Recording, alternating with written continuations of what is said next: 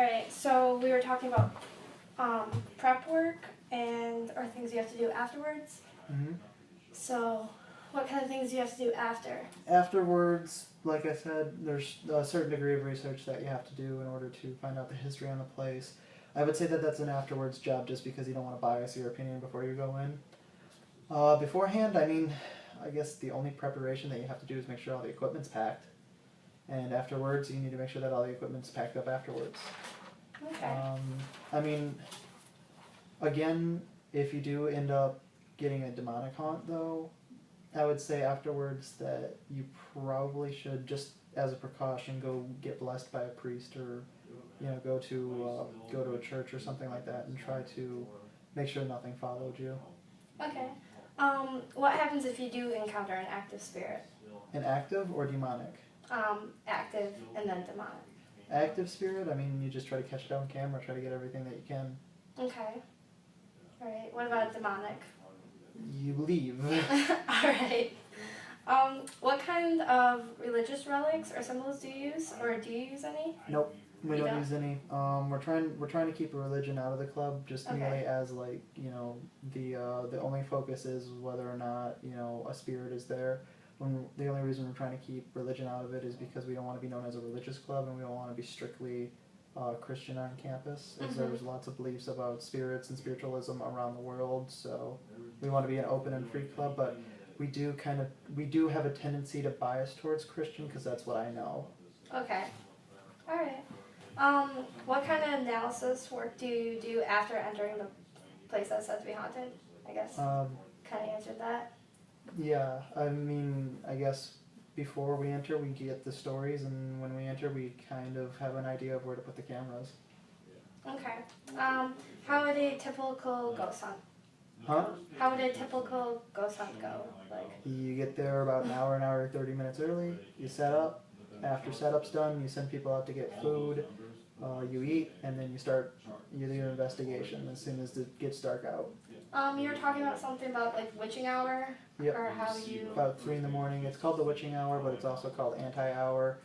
Jesus Christ was crucified at 3 in the afternoon, supposedly, and at 3 in the morning, as a way to mock Jesus, spirits are more active, or more to the point, demonic spirits are more active, and that just allows the spirits in the and I don't want to say spirit world because that just means something completely different, but in the plane at which they exist to act up more. Okay. What do you prefer to be called? Do you prefer to be called ghost hunters, paranormal investigators, or something else? Personally, me, it doesn't matter. It does. For my friend in the club, he would rather be called a paranormal investigator because ghost hunter means it sounds like you're hunting. Yeah. You know what I mean? So it just kind of is a personal preference type of thing. Like I said, it doesn't matter to me. You can call me a paranormal investigator, you can call me a ghost hunter. The only caveat with paranormal investigator is when you say paranormal investigator, it seems like you're encompassing all the paranormal aspects, which would include cryptozoology, UFO hunting, and stuff like that. Mm-hmm. They said we don't focus on those. We specifically focus on ghosts. Okay. What are the best times to go ghost hunting or investigation? Like time of a year and time and day. Well, time of day would be at night. I would say as for time of the year, it just depends on when the activity's happening. I can't say that the summer is better than the winter because sometimes ghosts are active during the winter and during the summer. I would say that, there's a reason why sometimes solstices have been held in certain religious and cultic values because it is said to be a time where spirits are more active during those times as well. But I think that's just a perception thing because, the human spirit itself is a very powerful thing. So because we're thinking of them and we have them on our mind, we're more likely to have spirits active at that time because we're paying more attention to it. Okay. What kind of things do you look for or feel for when you go into an investigation? I would say that on the practical and physical side, we look to see if anything's moving or anything like that. And if we're feeling if like a room gets cold all of a sudden, or if you run out of all your battery on your like electronic devices, those are usually things that you look for.